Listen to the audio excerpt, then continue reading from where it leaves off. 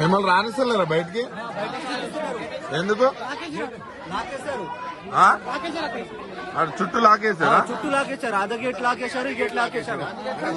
రావద్దా? మీరు బయటికి రావద్దు. మీ సమస్యల కోసం కూడా కొట్లాడవద్దు. మా సమస్యల కోసం మేము కొట్లాడినా కూడా మాకు అసలు గవర్నమెంట్ నుంచి ఏం రెస్పాండ్ లేదు. ఏం చేస్తాను లోపల నుంచి బయటికి రానిస్తలేదు. బయటికి రానిస్తలేరు. మరి ఫుడ్ అదంతా ఎట్లా? మరి మీరు వాళ్ళే ఫుడ్ చేస్తారు మమ్మల్ని. ఏం చెప్తారు రేవంత్ రెడ్డికి? ఏం చెప్తారు రేవంత్ రెడ్డికి? ఏం చెప్తాం? అలాంటి దగా కుట్ర పన్నిన రేవంత్ రెడ్డికి నేను ఒకటే చెప్పదలుచుకున్నా, మీలాంటి నియంత్రిత గవర్నమెంట్ గతంలో కాదు కదా, ఇంకో 70 కాదు 100 సంవత్సరాలు వచ్చినా మీలాంటి నియంత్రితగా ఉన్న గవర్నమెంట్ ఇక్కడ ఎప్పటికీ రాదు. ఇలాంటి దగా కోరు 420 హామీలు ఇచ్చేసి అందరినీ నమ్మబలికి గవర్నమెంట్ తీసుకొచ్చావు. మమ్మల్ని కూడా నమ్మబలికావు. మమ్మల్ని కూడా మీ 2 లక్షల ఉద్యోగాలు ఇచ్చేసినాం అంటున్నారు. 78,000 ఆల్రెడీ పూర్తి చేసినాం అంటున్నారు. 2 లక్షల ఉద్యోగాలు కదా వాళ్ళ గవర్నమెంట్ వచ్చిన తర్వాత ఆర్థిక శాఖ పొందింది జస్ట్ 5,000 ఉద్యోగాలు మాత్రమే. ఆ 60,000 ఉద్యోగాలు గత ప్రభుత్వము ఏదో ఫిలిప్ చేసి వీళ్ళంతా జస్ట్ బీ ఫామ్ ఇవ్వడం వల్లనే ఏదో 60,000 ఉద్యోగాలు కలిపేసి ఏం చెప్తారు? రాహుల్ గాంధీకి ఏం చెప్తారు? Rahul Gandhi 420 candidate. First of all చెప్పాలంటే ఎందుకు ఒక చెల్లని పైసా ఆయన రాహుల్ గాంధీ. ఎందుకట్లా చెల్లని పైసా అంటే ఆల్రెడీ తెలుసు దేశం మొత్తంలో ఆల్రెడీ రాహుల్ గాంధీ ఏంటనేది. చెల్లని పైసా అతను చెల్లని పైసా కాబట్టి మేమేమనుకున్నాం అంటే రాహుల్ గాంధీ బొమ్మని కూడా నమ్మవలికి రాష్ట్ర గవర్నమెంట్ ఆయన ప్రగల్భాలు పొందడం కోసం ఏదో ఉచిత హామీలు ఇచ్చేసి అంటే రాష్ట్రంలోని వాళ్ళ గవర్నమెంట్ తీసుకురావడం కోసం 420 హామీలు ఇచ్చేసి ఆయన కూడా మమ్మల్ని చిక్కడపల్లి లైబ్రరీ ఇక్కడ అశోక్ నగర్ టీ సర్కిల్ దగ్గర వచ్చేసి కూర్చొని మమ్మల్ని హామీలు ఇచ్చేసి దగా చేసి కుట్టబన్నారు మా కోసం.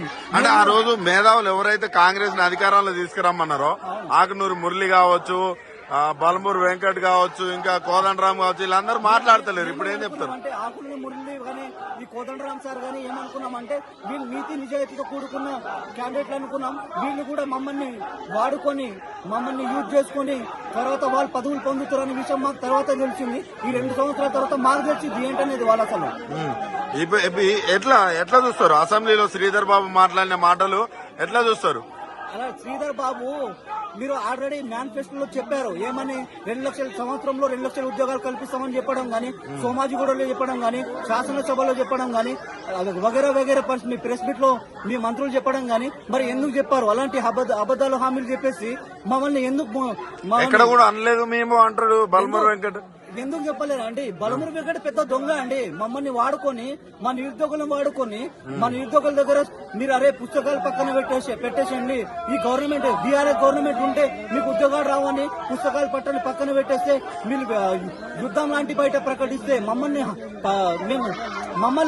నమ్ముకుంటే మా గవర్నమెంట్ వచ్చిన తర్వాత సంవత్సరంలో 2 లక్షల ఉద్యోగాలు కల్పిస్తామని ఆయన చెప్పడం జరిగింది. మరి ఇప్పుడు ఇట్లా అంటున్నాడు. ఆయన పెద్ద దొంగ అండి. ఆయన నమ్ముకునే మేము మోసపోయాము అసలు అందరము. మేము అందరు నిరుద్యోగులు చిక్కడపల్లిలో నిరుద్యోగులు అందరం అందరు విద్యార్థులంతా మోసపోవడానికి ఏకైక కారణం బలమూరి వెంకట అయినా సరే, ఆకును ముళ్ళైనా సరే, రియాజ్ అయినా సరే, కోదండం సార్ అంటే ఉద్యోగాలు ఎక్కువైపోతున్నాయట కదా.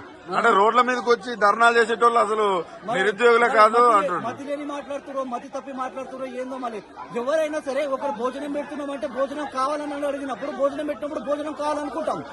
సీఎంఏ చెప్తున్నాడు కదా అసలు మీరు వాళ్ళకు ఉద్యోగాలు వద్దని ధర్నాలు చేస్తున్నారు అంటుండే. ఉద్యోగాలు వద్దని ఎవరు ధర్నా చేస్తారు? ఇప్పుడు ఎందుకు చేస్తున్నాం? ఇంతమంది ఎందుకు నిలబడ్డామండి? అంటే 2 సంవత్సరాల నుంచి టీఎస్పీసీ ముట్టడించడం కానీ రోడ్డు మీద ధర్నాలు అవన్నీ మీ రాజకీయం కోసం అంట కదా. రాజకీయం కోసం అంట. మీకు చదువులు రానోళ్ళు అంట. నేను చదువుతానండి. నేను 3 ఇయర్స్ నుంచి గ్రూప్ 2 ప్రిపేర్ అవుతున్నానండి. నేను ఆస్పిరెంట్, గవర్నమెంట్ ఆస్పిరెంట్ కోసం 3 ఇయర్స్ నుంచి ప్రిపేర్ అవుతుంది. సీరియస్ ఆస్పిరెంట్ అండి. నేను నాకు ఎలాంటి గవర్నమెంట్ ఏమంటారు వేరే పార్టీ నుంచి కానీ ఇలాంటి ఇతర పార్టీ నుంచి నాకు ఎలాంటి సంబంధాలు లేవండి.